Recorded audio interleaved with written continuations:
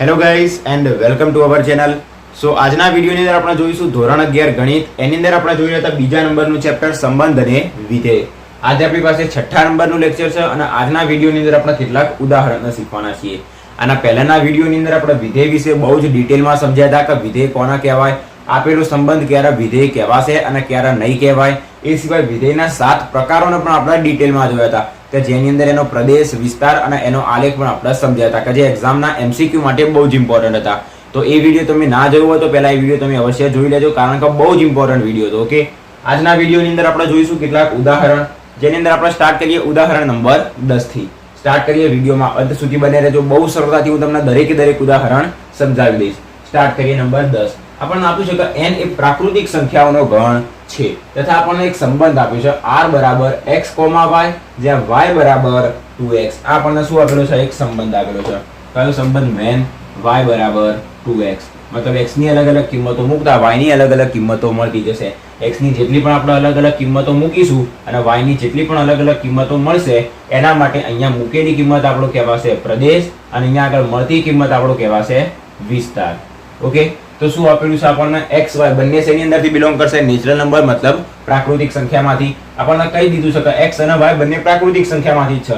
મતલબ અહીંયા આગળ આપણી x ની કિંમત 1, 2, 3, 4 એવી જ મૂકીશું, 0 અને ઋણ મૂકીશું નહીં, કારણ કે x અને y બંને પ્રાકૃતિક સંખ્યામાંથી જ છે.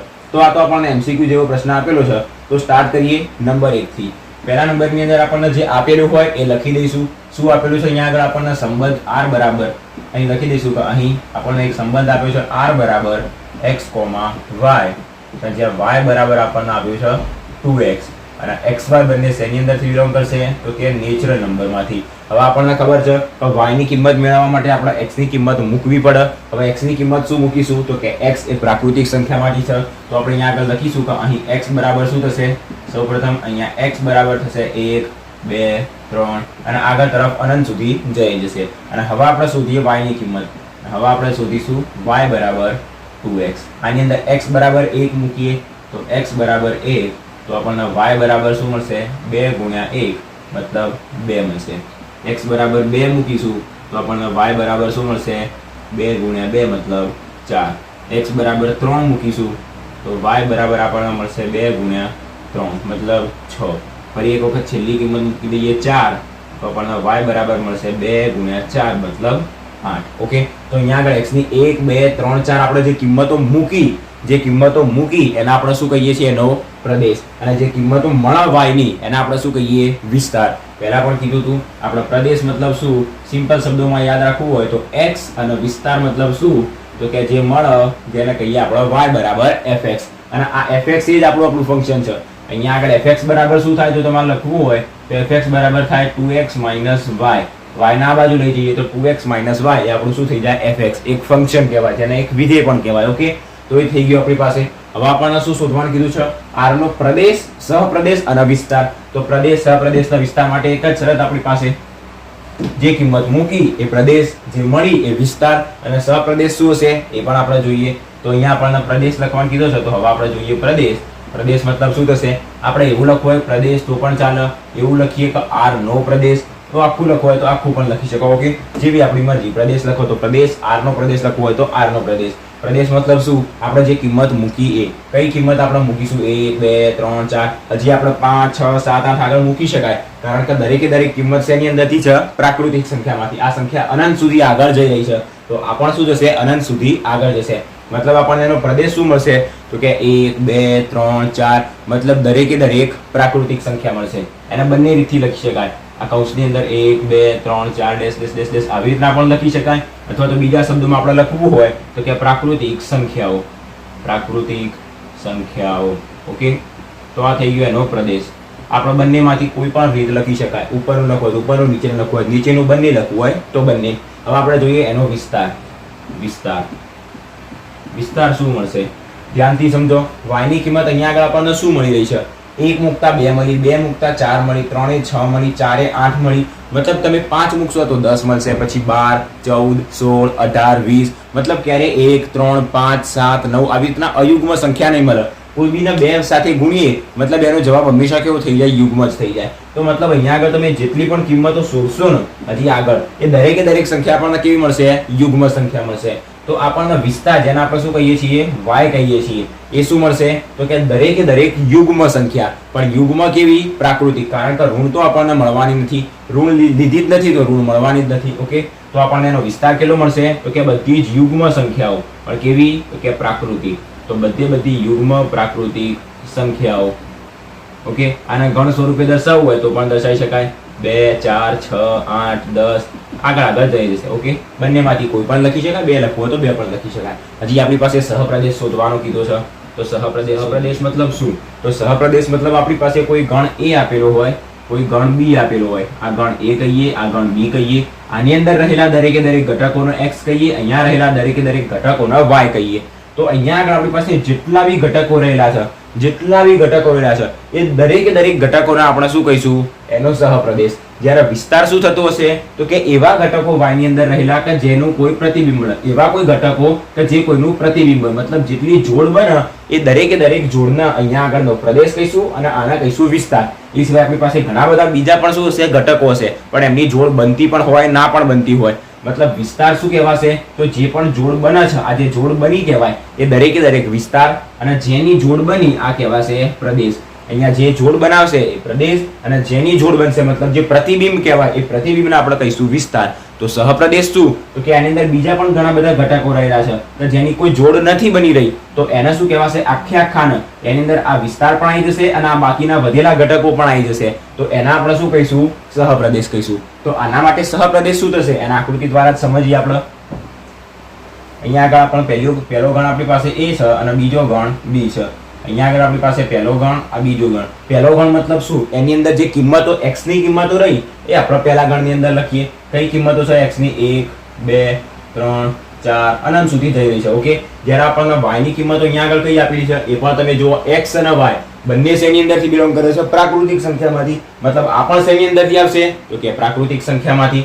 તો અહીંયા આગળ શું આવશે, 1, અહીંયા આગળ લખીએ 1 2 3 4 5 6. ઓકે, તો આ પણ શેની અંદરથી આવશે, પ્રાકૃતિક સંખ્યામાંથી. અને હવે તમે જુઓ કે જોડ કઈ બની રહી છે તો કે 1 ના સાથે 2, 2 ના સાથે 4, 1 ના સાથે 2, 2 ના સાથે બનશે 4, પછી 3 ના સાથે 6, 4 ના સાથે 8, 3 ના સાથે 6, પછી 4 ના સાથે અહીંયા આગળ આવશે 8, તો 4 ના સાથે બનશે 8. તો અહીંયા આગળ જેની જોડ બનાવી, આ 1 2 3 4 એ શું બનાવી, જોડ બનાવી, તો એના આપણે કહીશું પ્રદેશ. અને અહીંયા આગળ 1 કોના સાથે બનાવી, 2 જોડે જોડ બનાવી, તો 2 એ 1 નું પ્રતિબિંબ કહેવાશે. એવી રીતના 4 પણ શું કહેવાશે, પ્રતિબિંબ. કોનું, 2 નું. પછી 6 8 આ બધા શું કહેવાશે, પ્રતિબિંબ કહેવાશે. કોના, તો 1 2 3 અને 4 ના. તો સહપ્રદેશ એટલે શું તો ખબર જ ના પડી. તો આખો ગણ B જેને આપણે શું કહીએ છીએ, સહપ્રદેશ કહીએ છીએ. તો ગણ B ની અંદર આપણી પાસે કેટલા ઘટકો છે, આ તો 1 થી 8 લખ્યા. હજી પણ આગળ ઘણી બધી આપણી પાસે કેવી પ્રાકૃતિક સંખ્યાઓ રહેલી છે. તો દરેકે દરેક અહીંયા રહેલી પ્રાકૃતિક સંખ્યા કે જેને આપણે શું કહીશું, એનો સહપ્રદેશ કહીશું. તો સહપ્રદેશ મતલબ શું, આનો આ જવાબ ઉઠાવીને અહીંયા આગળ મૂકવાનો છે. તો દરેકે દરેક પ્રાકૃતિક સંખ્યા મતલબ કહીએ તો પ્રાકૃતિક સંખ્યાઓ. સંકેતમાં લખવું હોય ગણ સ્વરૂપે તો 1 2 3 4 આગળ તરફ જઈ જશે. ઓકે, તો આપણો ઉદાહરણ નંબર 10 પતી ગયું. ના, હજી આપણને પૂછ્યું છે કે શું આ સંબંધ વિધેય છે. હવે કોઈ બી સંબંધ વિધેય ક્યારે કહેવાય, યાદ કરવાના પહેલાનું લેક્ચર. તો આપેલા ગણ A અને ગણ B માટે ગણ A ના દરેકે દરેક ઘટકોનું ગણ B ની અંદર માત્ર ને માત્ર એક જ પ્રતિબિંબ મળે તો આપેલો જે ઘટક રહ્યો, આપેલો જે વિધેય રહ્યો, આપેલો જે સંબંધ રહ્યો, કયો આપેલો છે અહીંયા y બરાબર 2x, એ સંબંધ વિધેય કહેવાશે. ચેક કરી જોઈએ અહીંયા આગળ 1 નું કેટલું પ્રતિબિંબ મળ્યું, 2. 1 નું પ્રતિબિંબ મળ્યું 2, મતલબ પ્રતિબિંબની સંખ્યા કેટલી થઈ તો કે 1 નું ટોટલ એક જ પ્રતિબિંબ મળ્યું. બીજે ક્યાંય 1 નું પ્રતિબિંબ મળે છે, નથી મળતું. પછી 2 ના કેટલા પ્રતિબિંબ મળ્યા, એક જ પ્રતિબિંબ મળ્યું. 2 નું પ્રતિબિંબ મળ્યું 4. આ શું કહેવાય, 4 એનું પ્રતિબિંબ, પણ પ્રતિબિંબની સંખ્યા કેટલી, એક જ. 2 ના ટોટલ પ્રતિબિંબ કેટલા મળ્યા, એક જ મળ્યા. એવી રીતના 3 નું પ્રતિબિંબ 6 મળ્યું, 4 નું પ્રતિબિંબ 8 મળ્યું. મતલબ એવું તમને ક્યાં દેખાય છે કે 1 નું પ્રતિબિંબ પણ 4 મળ્યું, પછી 2 નું પ્રતિબિંબ 6 પણ મળ્યું. કોઈ એક ઘટકના 2 પ્રતિબિંબ અહીંયા મળતા નથી. જો ના મળતા હોય મતલબ દરેકે દરેક ઘટકોનું અહીંયા આગળ શું હોય, એક અને માત્ર એક જ પ્રતિબિંબ છે, તો આપેલો સંબંધ એ વિધેય કહેવાશે. આના પહેલાનું લેક્ચર જોયું હશે તો બહુ સરળતાથી તમે જોઈને કહી દેશો કે આપેલો સંબંધ વિધેય છે કે નહીં. ઓકે, તો નીચે લખી દઈશું કે આપેલો સંબંધ વિધેય છે, આપેલો સંબંધ એ વિધેય છે. ફરી એક વખત ના સમજાયું હોય તો હું તમને સમજાવી દઉં શું કહેવા માંગે છે. અહીંયા આગળ ગણ A હોય, અહીંયા આગળ ગણ B હોય, A B, અહીંયા 1 2 3 આપેલા હોય, અહીંયા આગળ 4 અને 5 આપેલા હોય, તો ગણ A ની અંદર રહેલા એક ઘટક, ગણ A ની અંદર 3 ઘટક રહેલા છે 1 2 અને 3, તો દરેકે દરેક ઘટકોનું એક જ પ્રતિબિંબ મળવું જોઈએ. જેમ કે 1 નું પ્રતિબિંબ 4 મળ્યું, 2 નું પ્રતિબિંબ 5 મળ્યું, 3 નું પ્રતિબિંબ પણ 5 મળ્યું. મતલબ 1 ના ટોટલ કેટલા પ્રતિબિંબ મળ્યા? એક જ મળ્યા. 2 નું પણ એક જ પ્રતિબિંબ મળ્યું 5, 2 નું પણ એક જ પ્રતિબિંબ મળ્યું 5, 3 નું પણ એક જ પ્રતિબિંબ મળ્યું 5. પ્રતિબિંબ ઘણા બધા હોય, પ્રતિબિંબ ઘણા બધા હોય. મેં તમને ઉદાહરણ સાથે આના પહેલાના વિડીયોની અંદર સમજાવ્યું હતું કે એક વ્યક્તિની જન્મદિવસ એક જ તારીખે હોઈ શકે, પણ 30 વિદ્યાર્થીઓમાંથી 4 વિદ્યાર્થીઓનો જન્મદિવસ 4 તારીખે હોઈ શકે. મતલબ 5-6 અલગ અલગ વિદ્યાર્થીઓનો જન્મદિવસ એક દિવસે હોઈ શકે. 5 તારીખે આ 4 જણનો જન્મદિવસ આવી શકે, પણ 5 તારીખ અને 6 તારીખે એક જણનો જન્મદિવસ ના આવે. ઓકે, એ બહુ ડિટેલમાં મેં તમને આના પહેલાના વિડીયોમાં ઉદાહરણ સાથે સમજાવ્યું હતું. તો અહીંયા એ જ છે, દરેકે દરેક ઘટકોનું એક જ પ્રતિબિંબ મળતું આવવું જોઈએ. અહીંયા આગળ 1 નું પણ એક પ્રતિબિંબ છે 4, 2 નું પણ એક જ પ્રતિબિંબ છે 5 અને 3 નું પણ એક જ પ્રતિબિંબ છે 5. મતલબ પ્રતિબિંબની સંખ્યા કેટલી હોવી જોઈએ? દરેક ઘટક માટે એક જ હોવી જોઈએ. અને અહીંયા આગળ એનું પાલન થાય છે, મતલબ આપેલો જે સંબંધ રહ્યો એ વિધેય છે. તો આપણો ઉદાહરણ નંબર 10 અહીંયા આગળ પૂરો થઈ ગયો. નેક્સ્ટ આપણે જોઈએ ઉદાહરણ નંબર 11. ઉદાહરણ નંબર 11 એની અંદર 3 નાના નાના પ્રશ્નો આપેલા છે અને 3 આપણને શું આપેલા છે? સંબંધ આપેલા છે. અને ચકાસવાનું કીધેલું છે કે આપેલા સંબંધ એ વિધેય છે કે નહીં. તો આપેલો સંબંધ વિધેય ક્યારે હશે? જ્યારે ગણ A ની અંદર રહેલા દરેકે દરેક ઘટકોનું ગણ B માં માત્ર ને માત્ર એક જ પ્રતિબિંબ મળતું હોવું જોઈએ. ઓકે, પહેલા હું તમને બહુ સરળતાથી આકૃતિ સાથે સમજાવું, એના પછી છેલ્લા નંબરની અંદર બહુ જ નાની શોર્ટ ટ્રીક આપી દઉં, જોઈને જ ખબર પડી જાય કે આપેલો જે સંબંધ રહ્યો એ વિધેય છે કે નહીં. ઓકે, તો નંબર 1 માટે ચેક કરીએ. 1 ની અંદર આપણી પાસે ટોટલ કેટલા? 3 જોડ આપેલી છે. મતલબ એક પહેલા ગણ A હશે, એક જ મિનિટ. અહીંયા આપણી પાસે પહેલા એક ગણ A હશે, અહીંયા આગળ ગણ B હશે. ગણ A અને B, A ની અંદર રહેલા ઘટકો કયા? તો કે હંમેશા પહેલો ઘટક એ પહેલા ગણનો હોય, યાદ રાખવાનું. પહેલો ઘટક 2 તો એ પહેલા ગણનો, પછી પહેલો ઘટક 3 અને પહેલો ઘટક 4. ઓકે, પછી બીજો ઘટક 1 1 2, તો આની અંદર 1 1 બીજી વખત લખવાનું નહીં. કોઈ બી ગણની અંદર ઘટકનું પુનરાવર્તન થશે નહીં અને આવશે 2. તો શું કીધું છે? 2 ની એક સાથે જોડ બને છે, 2 ની એક સાથે. પછી ફરીથી 3 ની એક સાથે જોડ બને છે અને 4 ની 2 સાથે જોડ બને છે. હવે તમે અહીંયા આગળ કહો ગણ A ની અંદર રહેલા દરેકે દરેક ઘટક 2 3 અને 4 એનું ગણ B ની અંદર એક જ પ્રતિબિંબ મળે છે કે 2 પ્રતિબિંબ મળે છે? આના જોઈને જો તમે કહેતા હશો કે એ 2 પ્રતિબિંબ મળે છે તો એ ખોટી વાત છે. ઓકે, આને મેં તમને પહેલાના લેક્ચરમાં ડિટેલમાં સમજાવ્યું હતું, એટલે હું કહું છું પહેલું લેક્ચર જોઈ લેજો. આના પહેલાનું લેક્ચર 1.25 કલાકનો મારા ખ્યાલથી વિડીયો હતો, જેની અંદર આપણે વિધેય વિશે બહુ જ ડિટેલમાં શીખ્યા હતા. તમને ડિસ્ક્રિપ્શન બોક્સમાં પ્લેલિસ્ટની લિંક મળી જશે, એની અંદર 5મા નંબરનું લેક્ચર તમને મળી જશે, એક વખત જોઈ લેજો. ઓકે, તો અહીંયા આગળ આપણે ધ્યાનથી સમજીએ. 2 નું પ્રતિબિંબ કયું મળે છે? 1 મળે છે. 3 નું પ્રતિબિંબ કયું મળે છે? 1 મળે છે. અને 4 નું પ્રતિબિંબ કયું મળે છે? 2 મળે છે. મતલબ 2 નું કોઈ બીજું પ્રતિબિંબ મળે છે અહીંયા આગળ? 1 સિવાય નથી મળતું. 3 નું પણ 1 સિવાય કોઈ બીજું પ્રતિબિંબ નથી મળતું અને 4 નું પણ 2 પ્રતિબિંબ મળે છે. મતલબ સંખ્યા 2 પ્રતિબિંબ મળે છે, એના બીજું કોઈ પ્રતિબિંબ મળતું નથી. મતલબ આ જે આપેલો સંબંધ રહ્યો એની અંદર ગણ A ની અંદર રહેલા દરેકે દરેક ઘટકોના માત્ર ને માત્ર એક જ પ્રતિબિંબ મળે છે. તો આપેલો સંબંધ શું કહેવાશે? વિધેય કહેવાશે. તો પહેલા નંબરની અંદર આપેલો સંબંધ વિધેય છે. જો કારણ પૂછે તો લખી દેવાનું, કારણ કે ગણ A ની અંદર રહેલા દરેક ઘટકોનું ગણ B માં માત્ર ને માત્ર એક જ પ્રતિબિંબ મળે છે. ઓકે, હવે જોઈએ નંબર 2 માટે. એની અંદર આપણને શું કહેવામાં આવ્યું છે? 2 2 2 4 3 3 ને 4 4. તો આના માટે પહેલો ગણ દર્શાવીએ ગણ A અને ગણ B દર્શાવીએ. પહેલા ગણની અંદર આપણને શું કીધેલું છે? 2. પછી આપેલા છે ફરી બીજી વખત 2, મતલબ બીજી વખતના 2 લખવાની હાલ આપણે કોઈ જરૂર નથી. પછી 3 અને 4.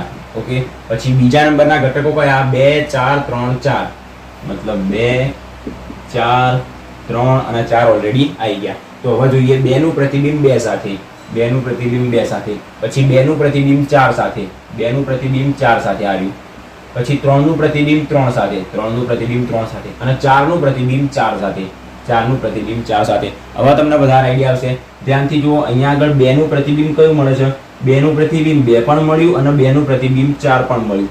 2 નું પ્રતિબિંબ 2 પણ મળ્યું અને 2 નું પ્રતિબિંબ 4 પણ મળ્યું. મતલબ 2 ના અહીંયા આગળ આપણને 2 પ્રતિબિંબ મળ્યા છે, 1 કરતા વધી ગયા. પણ નિયમ શું કહે છે કે ગણ A ની અંદર રહેલા દરેકે દરેક ઘટકોનું ગણ B માં એક જ પ્રતિબિંબ હોવું જોઈએ. જ્યારે અહીંયા આગળ 2 નું પ્રતિબિંબ 2 પણ છે અને 2 નું પ્રતિબિંબ 4 પણ છે, મતલબ આ જે આપેલો સંબંધ રહ્યો એ વિધેય કહેવાશે નહીં. તો અહીંયા આગળ લખી દેવાનું કે આપેલો સંબંધ વિધેય નથી. કારણ પૂછો તો લખી દેવાનું કારણ કે ગણ A ની અંદર રહેલા દરેક ઘટકોનું ગણ B માં એક અને માત્ર એક પ્રતિબિંબ મળતું નથી. અને બીજી રીતના લખવું હોય તો લખી શકાય કારણ કે ગણ A ની અંદર રહેલો ઘટક 2 ના 2 પ્રતિબિંબ મળે છે. ઓકે, તો બીજા નંબરનું પતી ગયું. હવે આપણે જોઈએ ત્રીજા નંબર માટે. એની અંદર આપણને શું કહેવામાં આવ્યું છે?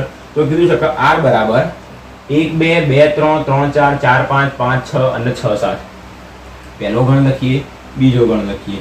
પહેલા ઘટકો કયા? 1 2 3 4 5 6. દરેકે દરેકની અંદર રહેલા પહેલા ઘટકો જોઈ લેવાના. 1 2 3 4 5 6. પછી હશે 2 3 4 5 6 7.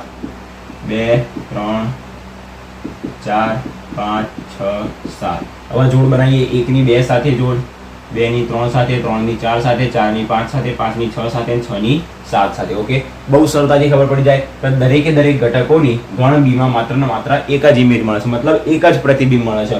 કોઈનું બીજા ઘટક સાથે પ્રતિબિંબ મળતું નથી.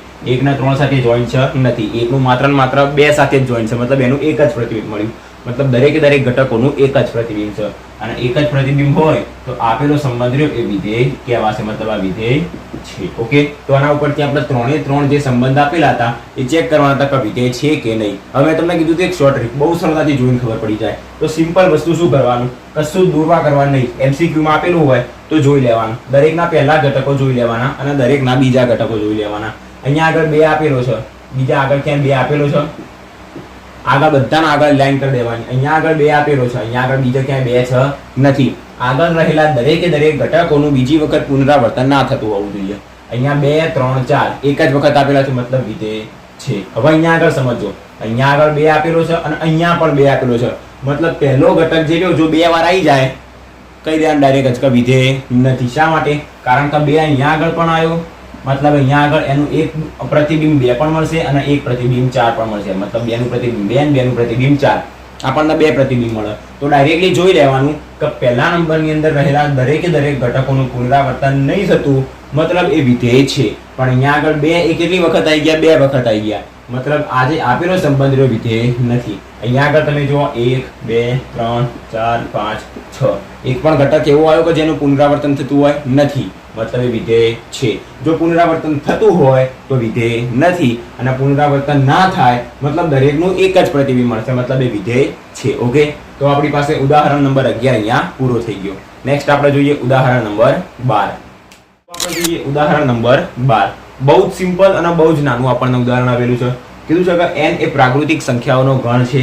એ સિવાય આપણને અહીંયા એક સંબંધ આપ્યો છે કે f જ્યાં n થી n. આ તમને દરેકને ખબર છે. આવો જે કોઈ સંબંધ આપણને આપેલો હોય કે r એ n થી n, પછી f જ્યાં n થી n, એનો મતલબ શું થશે? 1 અને 2. આને યાદ રાખો.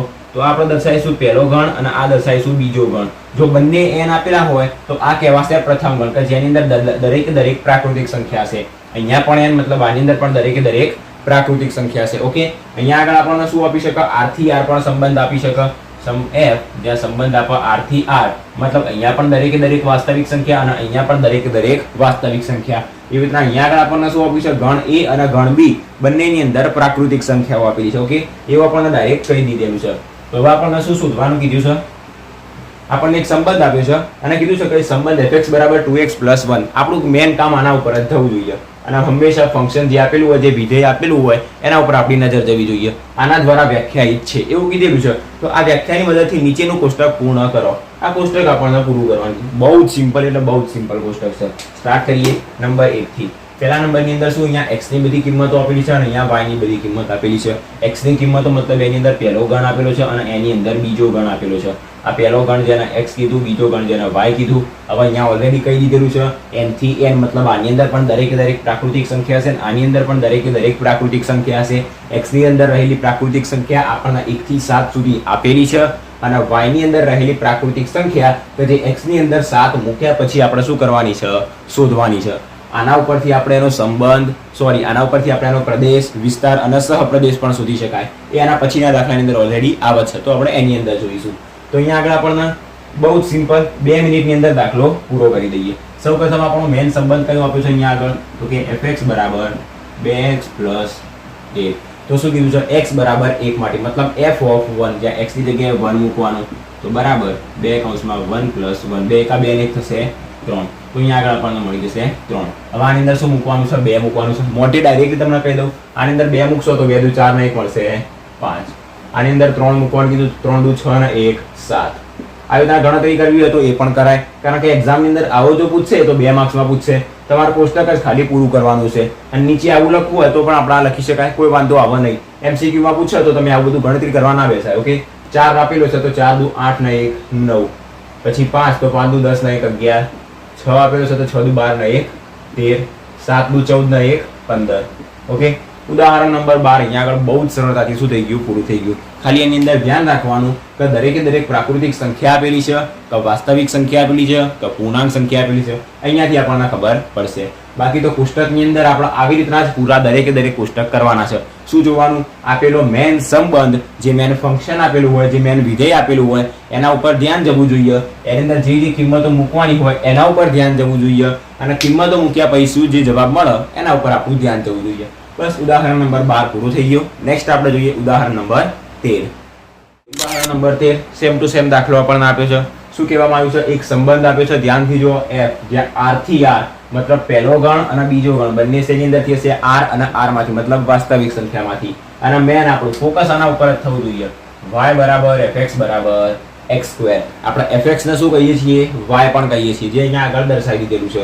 અને એના બરાબર આપણું ફંક્શન કયું આપ્યું છે x² જ્યાં x એ r ની અંદરથી હશે મતલબ વાસ્તવિક સંખ્યામાંથી હશે. તો કોષ્ટક પૂરું કરવાનું છે, પ્રદેશ વિસ્તાર શોધવાનો છે અને એનો આલેખ દોરવાનો છે. ગભરાવાનું નહીં, બહુ જ સિમ્પલ દાખલો છે. સ્ટાર્ટ કરીએ. પહેલા નંબરની અંદર શું જોઈએ આપણે આના માટે આને પૂરું કરી દઈએ કોષ્ટકને. આપણને ફંક્શન કયું આપેલું છે આપણું વિધેય y બરાબર fx બરાબર x. ઓકે તો સૌપ્રથમ આપણે એની અંદર જે કિંમત આપેલી છે એ જ મૂકવાની. x ની જગ્યાએ -4 મૂકીએ તો f ઓફ -4 બરાબર શું મળશે તો કે -4 નો સ્ક્વેર -4 નો સ્ક્વેર શું થશે આપણી પાસે +16 થશે. તો જવાબ મળી જશે +16. હવે ગણતરી કરવા નહીં બેસવાનું, સીધો જ જવાબ -3 આની અંદર મૂકીશું તો શું મળશે -3 નો સ્ક્વેર. -3 નો સ્ક્વેર શું થશે +9 જ થશે. પછી -2 નો સ્ક્વેર, કોઈ બી નો સ્ક્વેર ધન જ થાય. હંમેશા કોઈ બી નો સ્ક્વેર કેવો થાય ગ્રેટર ધેન 0 મતલબ 0 કરતા મોટો જ થાય, ક્યારે પણ ઋણ થાય નહીં. ઓકે એ વાત યાદ રાખવાની. એનું આગળ કામ પણ આવશે. ઓકે તો અહીંયા આગળ -2 નો સ્ક્વેર શું થશે +4 થશે. -1 નો સ્ક્વેર 1, 0 નો સ્ક્વેર 0, 1 નો સ્ક્વેર 1, 2 નો સ્ક્વેર 4, 3 નો સ્ક્વેર 9, 4 નો સ્ક્વેર 16. કારણ કે દરેકે દરેકની અંદર આપણને x² કિંમત મૂકવાની છે. આને ઉઠાઈ દઈએ 2, x ની કિંમત 2 આપેલી છે તો આની અંદર આપણે x ની કિંમત 2 મૂકીશું તો f ઓફ 2 બરાબર શું મળશે 2 નો સ્ક્વેર બરાબર 4. એવું જ આપણને અહીંયા આગળ દરેકે દરેક માટે કરવાનું છે. જો આ દાખલો MCQ માં પૂછે તો આ બધી મગજમારી નહીં કરવાની અને મોટા પ્રશ્નોની અંદર પૂછે જેમ કે 3 માર્ક્સ 4 માર્ક્સ તો આ ગણતરી આપણે નીચે બતાવવાની. ઓકે તો અહીંયા આગળ આપણે ગણતરી આમ બતાવીશું. એના પછી જો મોટા પ્રશ્નોમાં પૂછે તો 1-2 માર્ક્સમાં પૂછે આવો પ્રશ્ન તો ગણતરી બતાવવાની કોઈ જરૂર નથી. હવે આપણે શોધીએ એનો પ્રદેશ. પ્રદેશ શું હશે આના માટે?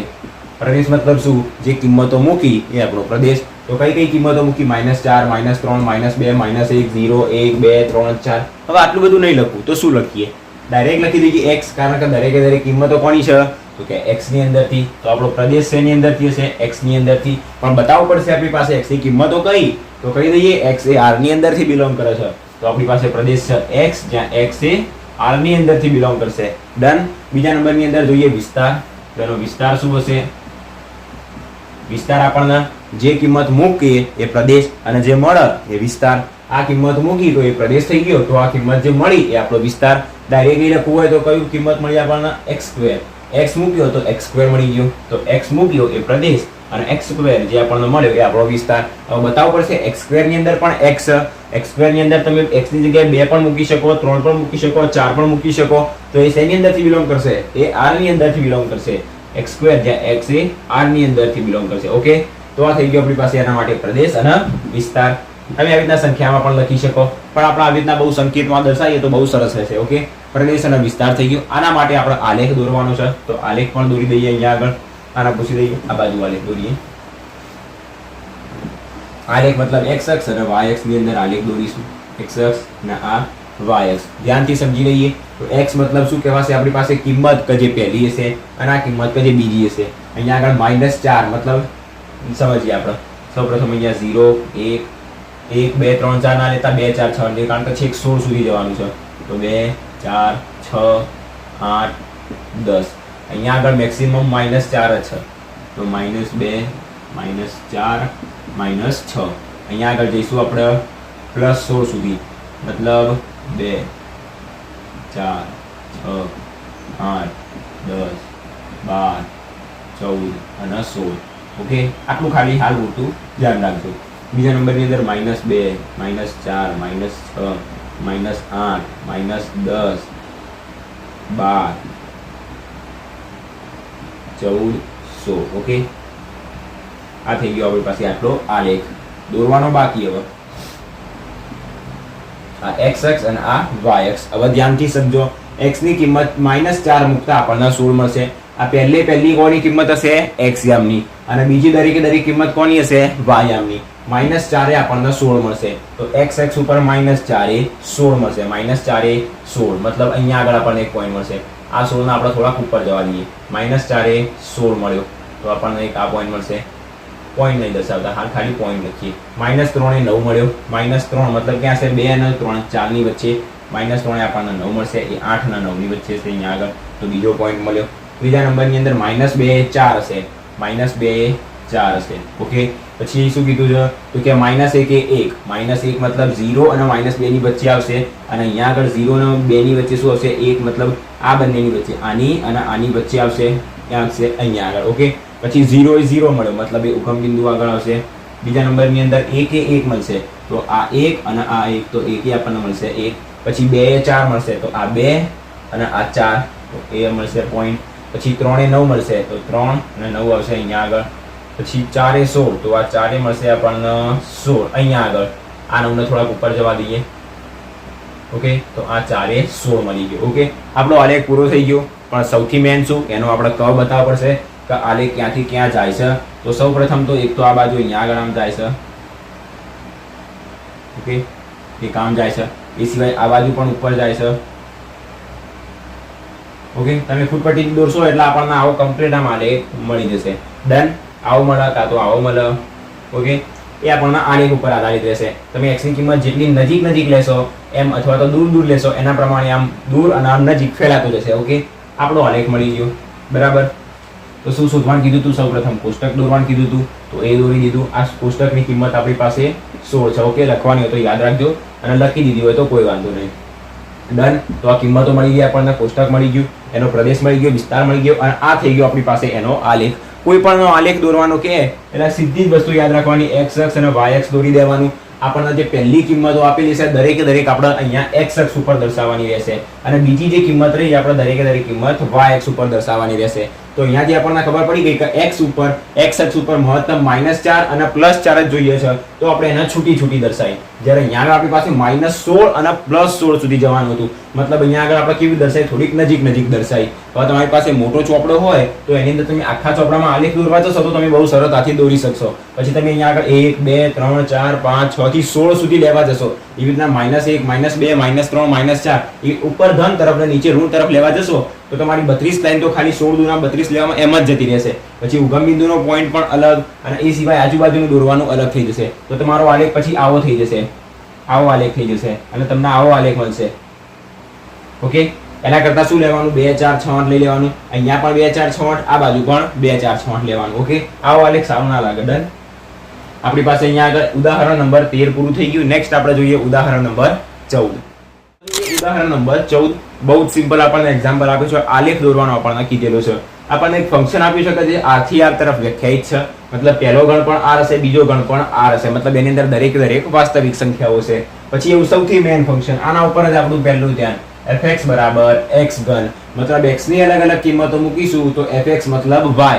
તો y ની અલગ કિંમતો આપણને મળતી જશે હવે જ્યાં x ની અંદરથી આવશે r ની અંદરથી જો n ની અંદરથી કે તો દરેક પ્રાકૃતિક સંખ્યાઓ r ની અંદરથી કે તો દરેક વાસ્તવિક સંખ્યાઓ z કે તો દરેક પૂર્ણાંક સંખ્યાઓ તો એનો આપણને આલેખ દોરવાનો કીધેલો છે હવે આના પહેલા આપણે જે દાખલો જોયો તો ઉદાહરણ નંબર 13 ની અંદર એમાં આપણને શું આપ્યું હતું કેટલીક કિંમતો આપી હતી કે જેની અંદર આપણને x ની કિંમત આપી હતી -4 -3 -2 -1 0 1 2 3 4 અને એની અંદરથી પછી આપણે y ની કિંમત શોધી હતી મતલબ fx ની કિંમત શોધી હતી તો પોઈન્ટ આપણી પાસે હતા કે આ દરેક ઉપરની x અક્ષ અને નીચેની y અક્ષ હવે અહીંયા આગળ આપણને કશું જ નથી આપેલું, તો આપણે આપણી જાતે દરેકે દરેક પોઈન્ટ લેવાના. ઓકે, તો સ્ટાર્ટ કરીએ.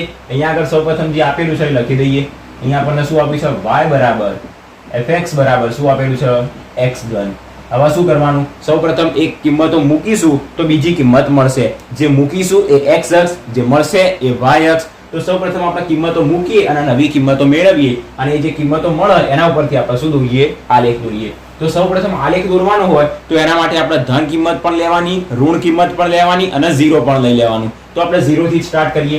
સૌપ્રથમ y બરાબર એની અંદર 0 મૂકીએ, લખીએ x બરાબર 0 મૂકતા. તો y બરાબર શું મળશે? f(0) બરાબર 0 નો ઘન, મતલબ આપણને શું મળશે? 0. પછી x બરાબર ધન કિંમતો મૂકીએ, તો x બરાબર 1 મૂકીએ તો y બરાબર શું મળશે? f(1) મતલબ 1 નો ઘન. કેટલો થશે? 1. x બરાબર 2 મૂકીએ, x બરાબર 3 મૂકીએ. 4 મૂકવું હોય તો 4 પણ મૂકી શકાય, બધા આગળ નહીં જવું આપણે. ઓકે, 2 ને 3 સુધી રાખીએ તો y બરાબર શું થશે? f(2) બરાબર 2 નો ઘન, મતલબ 8.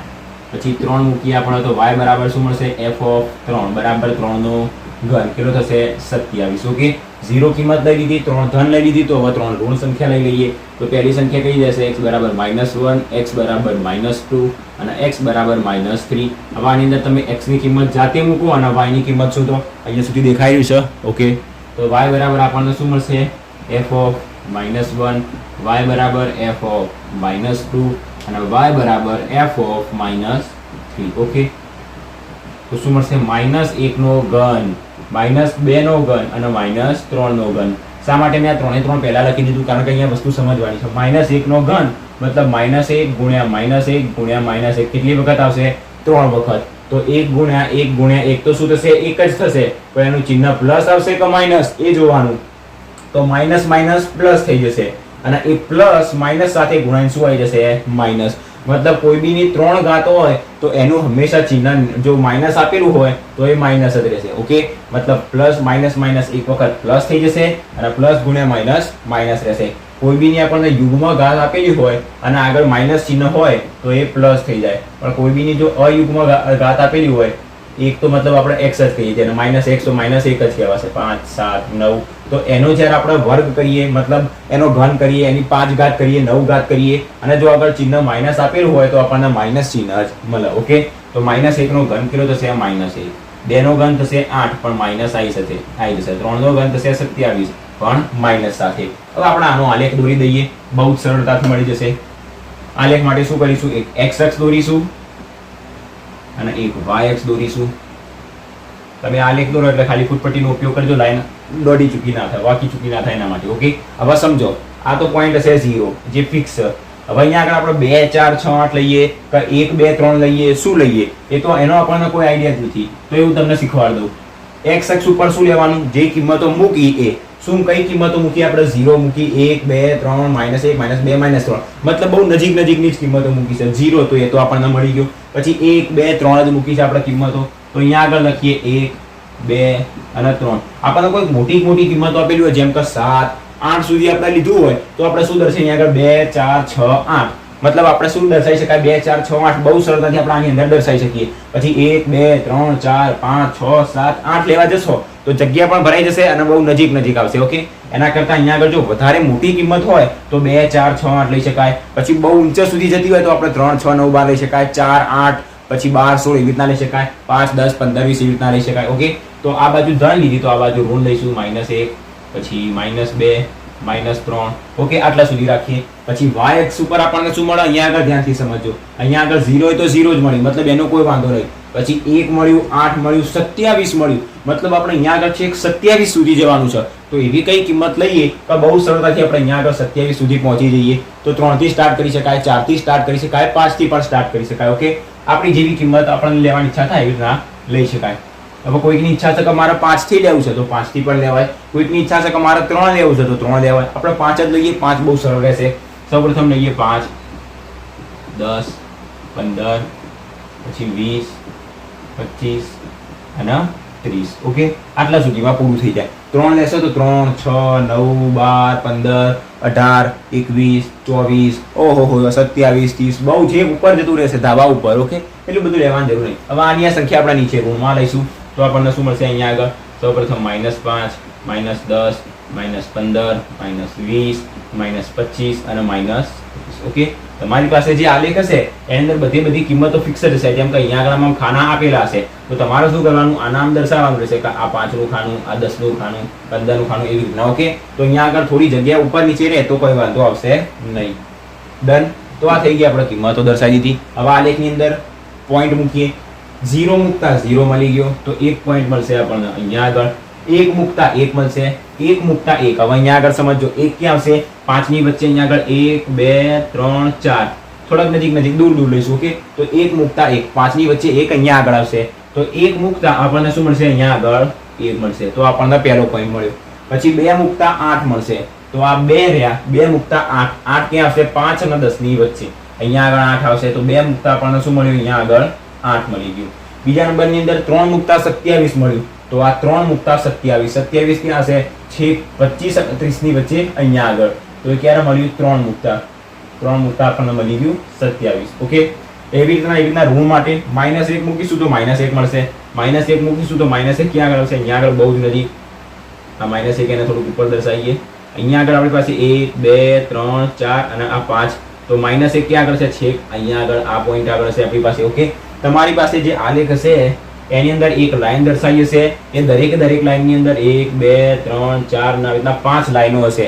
5 પણ હોય, ઘણાની અંદર 10 પણ લાઈન હશે. ઓકે, તો તમને વધારે આઈડિયા આવશે કે કયો પોઈન્ટ ક્યાં આગળ -1 આવેલું, ક્યાં -2, ક્યાં -7, -27, ક્યાં તમને વધારે આઈડિયા આવશે. ઓકે, તો -1 નું પોઈન્ટ થઈ ગયું. -2 -8 તો -2 -8 જે ક્યાં આવશે, 5 અને 10 ની વચ્ચે અહીંયા આગળ આવશે ક્યાંક. અને પછી -3 -27 તો -3 -27 જે આવશે અહીંયા આગળ. ઓકે, તો આ થઈ ગયો આપણી પાસે આલેખ. હવે શું કરીએ, આને જોઈન્ટ કરી દઈએ. તો આને જોઈન્ટ કરવા માટે આપણે આમ જઈશું. એના પછી આને આમ ઉપર, જો આને કેવું લઈ જવાનું, આમ કરીને આમ ઉપર લઈ જવાનું. તમે ફૂટપટ્ટીથી આમ જોઈન્ટ ના કરતા, આમ. ઓકે, આવી રીતના જોઈન્ટ ક્યારેય બી ગ્રાફના નહીં કરવાનું. હંમેશા વળાંકમાં જ ગ્રાફને શું કરવાનો, દોરવાનો.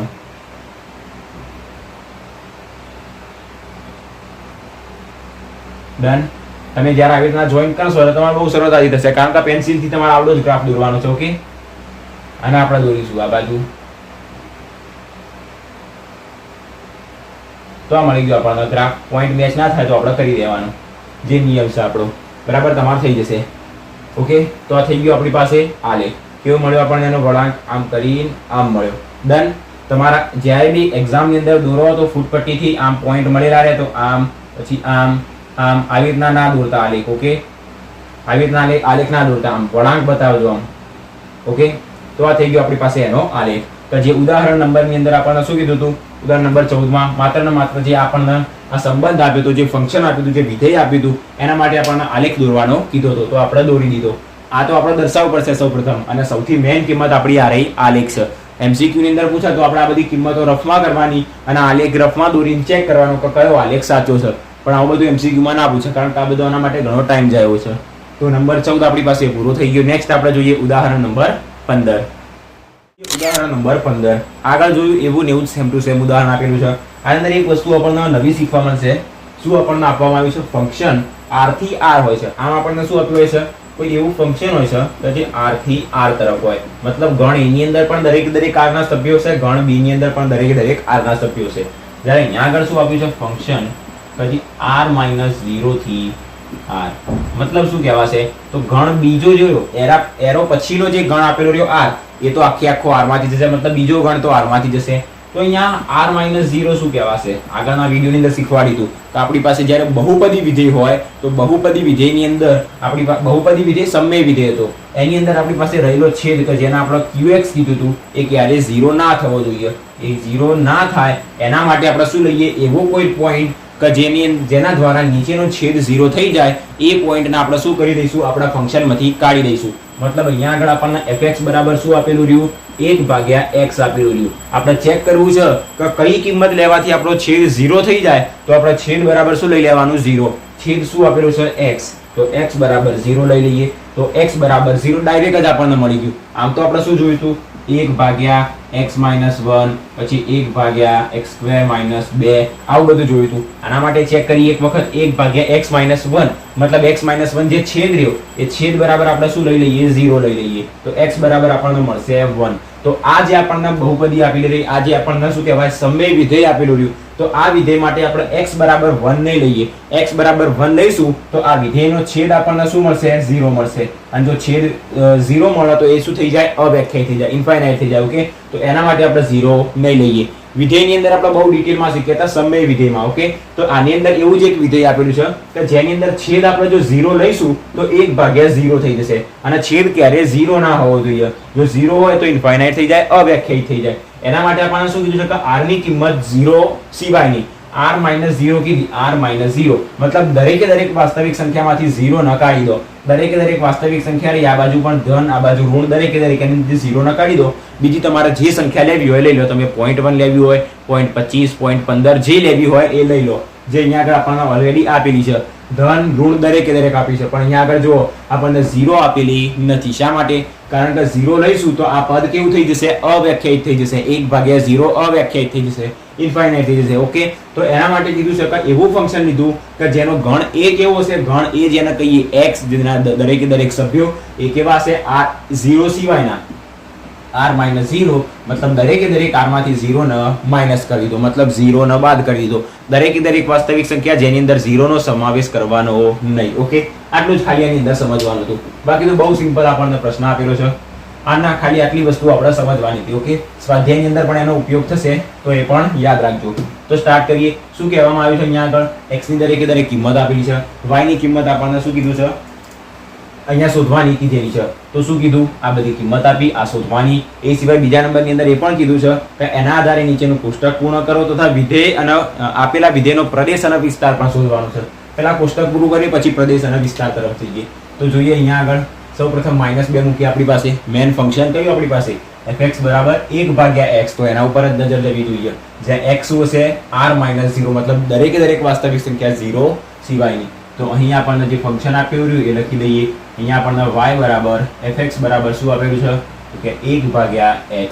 સૌપ્રથમ -2 મૂકીએ તો એની અંદર f ઓફ -2 મૂકીશું તો 1/-2. 1/2 જેને આપણે 0.5 કહીએ અને માઇનસ ચિહ્ન એની સાથે લઈ દેશે. ઓકે, તમારા પાસે દરેકે દરેક પાસે કેલ્ક્યુલેટર હશે તો કેલ્ક્યુલેટર લઈ લેજો, કારણ કે એની અહીંયા આગળ જરૂર પડશે. તો પહેલાનો જવાબ મળ્યો આપણને -0.5. બીજા નંબરની અંદર મૂકીએ -1.5. તો y બરાબર આપણને શું મળશે? 1/x, જ્યાં x ની કિંમત 1.5. મતલબ આ પોઈન્ટને આપણે ઉપર જવા દઈએ તો શું થશે? -10/15. તમારી જાતે કેલ્ક્યુલેટરમાં કરશો તો તમને જવાબ મળશે -0.67. -0.67. ઓકે, કેલ્ક્યુલેટરની અંદર આ બહુ સિમ્પલ, 10/15 કરવાનું છે, 0.67 મળશે. માઇનસ ચિહ્ન એમનું એમ મૂકવાનું છે. તો -1 મૂકીએ તો 1/-1. 1/-1. 1/1 તો 1 જ થવાનું છે અને માઇનસ એની સાથે આવી જશે તો -1 મળશે. -0.5 મૂકીશું તો 1/0.5. માઇનસ ના આગળ રાખી દઈએ. 0.5 10 કેચ કરે છે ઉપર તો 10/5 આપણને મળશે 2 અને માઇનસ એમનું એમ મૂકી દેવાનું તો મળશે -2. પછી 0.25 મૂકીએ તો 1/0.25 મતલબ 1/4 ભાગ. 1/4 ભાગ આપણને કીધેલું છે તો 0.25 ને ઉપર જવા દઈએ તો શું થશે? 100/25 મતલબ આપણને મળશે અહીંયા આગળ 4. ઓકે, નંબર જોઈએ. પોઈન્ટ નંબર જોઈએ આરે જે હોય 1/ શું મૂકવાનું છે? 0.5. 0.5 મતલબ 10/5 મતલબ આપણને મળશે 2. અહીંયા આગળ -0.5 એ -2 મળે તો +0.5 આપણને +2 મળશે. ઓકે, 1 મૂકીએ તો 1/1 એટલે 1 જ મળશે. 1.5 આપણે મૂક્યું હતું તો આપણને -0.67 મૂક્યું હતું -1 તો +1.5 મૂકીશું તો આપણને શું મળશે? +0.67. 2 મૂકીશું તો શું મળશે? 1/2 મતલબ 1/2 મતલબ 0.5. અહીંયા આગળ -2 મૂક્યા હતા તો -0.5 મળ્યા હતા, +2 મૂક્યા તો +0.5 મળ્યા હતા. ખાલી એક વખતનું કિંમતો ચેક કરી દો. -2 4 2 1 0.67 અને અહીંયા આગળ શું છે? 0.5. ઓકે, દરેકે દરેક કિંમત ડન છે. ઓકે, તો આપણું કોષ્ટક અહીંયા આગળ પૂરું થઈ ગયું. આ બધી રફ કિંમત તમે અહીંયા આગળ આવી રીતે સીધી કરી શકો જો એક્ઝામમાં 3 અથવા તો 4 માર્ક્સમાં પૂછાય તો.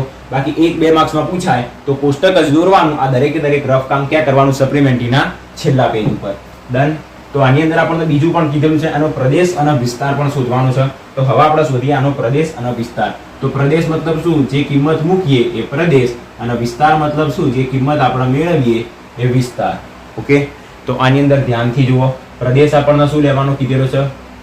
x જેને આપણે શું કહીએ છીએ પ્રદેશ, અને x એની અંદરથી બિલોંગ કરે છે r-0 ની અંદરથી. આપણે એ પણ કીધું હતું ફંક્શન જો r થી r તરફ હોય તો પહેલો જે હોય એ હંમેશા આપણો પ્રદેશ જ હોય. અહીંયા આગળ શું કીધું હતું r થી r, પણ r-0 મતલબ વાસ્તવિક સંખ્યામાં 0 નહીં લેવાની, તો એ આપણો પ્રદેશ. તો અહીંયા આગળ આપણે પ્રદેશની અંદર એ જ લખી દઈએ. તો પ્રદેશ શું આવશે આપણી પાસે? આખી વાસ્તવિક સંખ્યા, પણ એની અંદરથી 0 લેવાનો નહીં. હવે આની અંદર શું મળશે આપણને?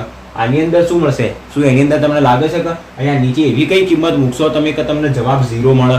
એવા 0 મૂકતા આપણને જવાબ 0 ક્યારે મળે? જ્યારે 0/2 હોય તો 0 મળે. 0/0.5 -0.5 હોય તો આપણને 0 મળે.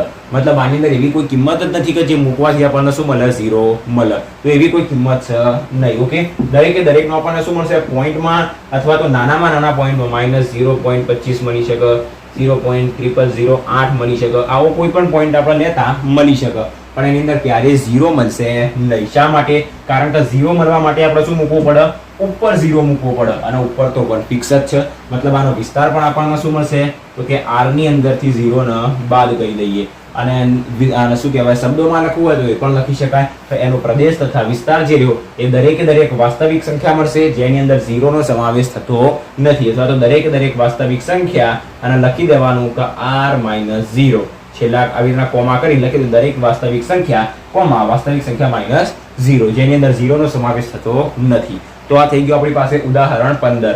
હવે આપણી પાસે બે ઉદાહરણ વધ્યા છે, 16 અને 17. બહુ જ સિમ્પલ ઉદાહરણ છે. બંને ઉદાહરણ આપણે એક જ સાથે પૂરા કરી દઈએ. તો નેક્સ્ટ આપણે સ્ટાર્ટ કરીએ ઉદાહરણ 16 અને 17. 16 અને 17 કે જેની અંદર આપણને શું આપવામાં આવ્યું છે? 1 અને 2. આપણને બે ફંક્શન આપેલા છે. આપણને ખબર છે fx હોય, gx હોય, qx, px, hx એ દરેક શું કહેવાય? એક ફંક્શન કહેવાય, એક વિધેય કહેવાય. તો એવી રીતના અહીંયા આગળ આપણને બે વિધેય આપેલા છે અને અહીંયા આગળ બે વિધેય આપેલા છે. તો શું કીધેલું છે? એના માટે f plus gx, મતલબ અહીંયા આગળ fx અને gx, એની અંદર f plus g અને x ના બાર લખી દીધેલો છે. મતલબ ટૂંકમાં સૌ એકદમ ઈઝી લેંગ્વેજમાં કહું તો બે વિધેયનો સરવાળો કીધો છે.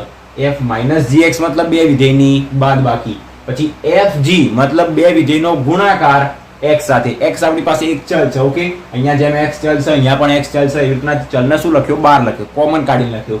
પછી શું કીધું? f ભાગ્યા g મતલબ બે વિધેયનો ભાગાકાર. અને સેમ ટુ સેમ એના માટે આ જે બીજો નંબરનું ઉદાહરણ છે, ઉદાહરણ 17, એના માટે પણ આપણે આ ચાર કિંમત જ શોધવાની છે. બહુ જ સરળ છે. આ એક કિંમત હોય ને આ બીજી કિંમત હોય, બંનેનો સરવાળો કરી દો, બંનેનો બાદબાકી, બંનેનો ગુણાકાર અને બંનેનો ભાગાકાર. બહુ સરળતાથી આપણને આનો જવાબ મળી જશે. તો સ્ટાર્ટ કરીએ. પહેલા જોઈએ ઉદાહરણ નંબર 16. એની અંદર આપણને આપેલું છે, સૌપ્રથમ તમે લખજો કે અહીં fx બરાબર x² અને gx બરાબર 2x + 1. હવે એના પછી નીચેથી લખવાનું, તેથી આપણને સૌપ્રથમ સરવાળો શોધવાનો કીધો. તો f + g of x બરાબર f લખો, પછી g લખો. f ની અંદર શું આપેલું છે? x², પછી વચ્ચે સરવાળાનું ચિહ્ન પ્લસ સરવાળો શોધીએ તો વચ્ચે પ્લસ gx શું આપેલું છે આપણને? 2x + 1. પૂરું થઈ ગયું. હવે એની બાદબાકી શોધી દઈએ બીજા નંબરની અંદર. તો કે f - g of x બરાબર પહેલા શું આવશે? x², પછી આવશે માઇનસ. ધ્યાનથી સમજજો, માઇનસ હોય એટલે હંમેશા આપણને ખબર હોય કે એની અંદરનું ચિહ્ન બદલાવાનું છે. માઇનસ શું આવશે કૌંસની અંદર? 2x + 1. આની અંદરથી આને બાદ કરી દીધું તો આપણને શું મળશે? x² - 2x, અંદરનું ચિહ્ન બદલાઈ જશે તો -1. તો આપણને શું મળી ગયું? બે વિધેયની બાદબાકી. હવે એનો ગુણાકાર જોઈ લઈએ. ગુણાકારની અંદર શું કરીશું? તો કે fg of x તો બરાબર આપણને શું મળશે? પહેલો આપણને આપેલું છે બરાબર x², બીજો કૌંસ આપણને મળશે 2x + 1. આ બંનેનો ગુણાકાર બહુ સરળતાથી આપણને મળી જશે. અહીંયા આગળ સ્ક્વેર અંદર કરવાનો. ઓકે, બરાબર. x² ને 2x સાથે ગુણવાનું, x² ને 1 સાથે ગુણવાનું. તો 2x³ + x². આ મળી ગયો આપણને એનો ગુણાકાર. હવે જોઈએ આપણે એનો ભાગાકાર, મતલબ f ભાગ્યા g of x. તો બરાબર આપણને શું મળશે? પહેલા f, નીચે g. પહેલા f વાળું પદ જે આવશે x² અને નીચે આવશે g વાળું પદ જે છે 2x + 1. ઓકે, તો દાખલા નંબર આપણી પાસે ઉદાહરણ 16 અહીંયા આગળ પૂરો થઈ ગયો. બહુ સરળતાથી આપણે આના ગણી શકાય. ઓકે, હવે ઉદાહરણ નંબર 17 તમે જાતે ટ્રાય કરો, અને જો ના આવડે તો વિડીયોમાં પાછા આવો. એક વસ્તુ કહી દો, આપણે વર્ગમૂળમાં x ને શું લખી શકાય? વર્ગમૂળમાં x બરાબર x ની 1/2 લખી શકાય. ઓકે, આની અંદર કોઈને પ્રોબ્લેમ થતો હોય તો આને યાદ રાખો, અને હવે તમે શું કરો? આ દાખલાને જાતે ગણવાનું ટ્રાય કરો. જોઈએ પહેલા સરવાળો જોઈએ. સરવાળા માટે f + g of x જે આગળ અહીંયા આપણને fx આપ્યો, gx આપ્યો, એમ hx આપી શકે, px આપી શકે, qx આપી શકે. ઓકે, કોઈ પણ આપણને વિધેય, કોઈ પણ ફંક્શન આપણને કહી શકે. ડન. તો પહેલા બંનેનો સરવાળો કરીએ. બંનેના સરવાળામાં પહેલા આવશે વર્ગમૂળમાં x પ્લસ x. આને આપણે x ની 1/2 ઘાત ના લખી શકાય, પણ x ની 1/2 ઘાત લખ્યા પછી પણ એનો સરવાળો થવાનો નથી. બરાબર, કારણ કે જો ગુણાકાર હોય x ની 1/2 અને x, તો આપણે અહીંયા આગળ વચ્ચે ગુણાકારનું ચિહ્ન હોય તો ઘાતનો સરવાળો કરી શકાય. જો આધાર સરખો હોય તો કે અહીંયા આધાર સરખો છે તો ઘાતનો સરવાળો કરી શકાય, પણ એવો નિયમ સરવાળામાં નથી. તો આપણે સરવાળામાં શું જવાબ રહેશે? વર્ગમૂળમાં x પ્લસ x. હવે આપણે જોઈએ બંનેની બાદબાકી, -g x બરાબર શું મળશે? કે વર્ગમૂળમાં x માંથી x ને બાદ કરી દેવાનું, પહેલામાંથી બીજાને બાદ કરી દેવાનું. હવે આપણે જોઈએ આનો ગુણાકાર. દેખાઈ રહ્યું છે અહીંયા સુધી? ડન, દેખાઈ રહ્યું છે. હવે આપણે આનો ગુણાકાર જોઈએ તો f g of x, બંનેનો ગુણાકાર, આનો નાનો ગુણાકાર, મતલબ વર્ગમૂળમાં x ઇન્ટુ x. વર્ગમૂળમાં x ને આપણે શું લખી શકાય? ત્યાં આગળ જુઓ, આપણને મળશે x ની 1/2 ઘાત ઇન્ટુ x. હવે અહીંયા x ની 1/2 ઘાત નહીં, અહીંયા x ની 1 ઘાત હોય. આધાર સરખો હોય તો ઘાતનો શું થાય? સરવાળો. 1 ઘાત છે 1/2 અને 1 ઘાત છે 1. હવે તો સરવાળો કરવાની જરૂર ના પડવી જોઈએ. 1 અને અડધો કેટલો થશે? દોઢ મતલબ 3/2. તો બરાબર આપણને x ની ઘાત કેટલી મળશે? 3/2. છતાંય ના સમજણ પડે તો કરી દેવાનું, 2 લસા લેવાનું, 2 અહીંયા ગુણાશે 1 + 2 મતલબ 3/2. ઓકે, આપણને શું મળી જશે? x ની ઘાત. હવે એનો ભાગાકાર જોઈએ આપણે. f/g of x. ભાગાકારની અંદર શું મળશે? પહેલા લેવાનું વર્ગમૂળમાં x ભાગ્યા લેવાનું x. હવે ભાગાકારની અંદર પણ નિયમ છે, અને નીચેનું જે રહ્યું એને આપણે ઉપર લઈ જઈએ તો બરાબર શું મળશે? વર્ગમૂળમાં x મતલબ x ની 1/2, અને અહીંયા આગળ x ની કેટલી ઘાત કહેવાય? 1 ઘાત. અને 1 ઘાત નીચેથી ઉપર જાય તો શું થઈ જશે? ઋણ થઈ જશે. તો x ની -1 ઘાત થઈ જશે. અને હવે તમે જો કહો કે 1/2 અને -1 શું થશે? 1/2 મતલબ અડધું અને 1 મતલબ આખું. આખું પણ કેવું છે? ઋણમાં છે. તો અડધામાંથી આખાને બાદ કરવાનો. અડધામાંથી આખાને બાદ કરીએ તો આપણને શું મળી જશે? અડધું મળશે. પણ અડધું કેવું મળશે? ઋણ મળશે.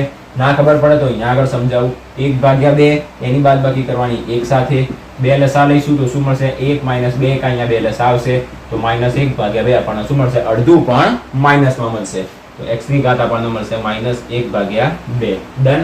તો આ થઈ ગયું આપણી પાસે ઉદાહરણ નંબર 17. આની અંદર તમને કોઈ ડાઉટ નહીં હોય, કોઈ ડાઉટ હોય તો બિંદાસ તમારે કમેન્ટ કરી દેવાનું. તો આજના વિડીયોની અંદર ઉદાહરણ નંબર 10 થી લઈને 17 સુધીના દરેકે દરેક ઉદાહરણ આપણે કમ્પ્લીટ કર્યા. લેક્ચર નંબર 6 આપણું આજનું અહીંયા સુધી રહેશે. આના પછીના વિડીયોથી આપણે સ્વાધ્યાય 2.3 સ્ટાર્ટ કરીશું. આની અંદર તમને કોઈ ડાઉટ હોય તો તમે કમેન્ટ કરજો, આપણે ફટાફટ એનું સોલ્યુશન નીકાળી દઈશું. તરત જ તમને એનો જવાબ મળી જશે.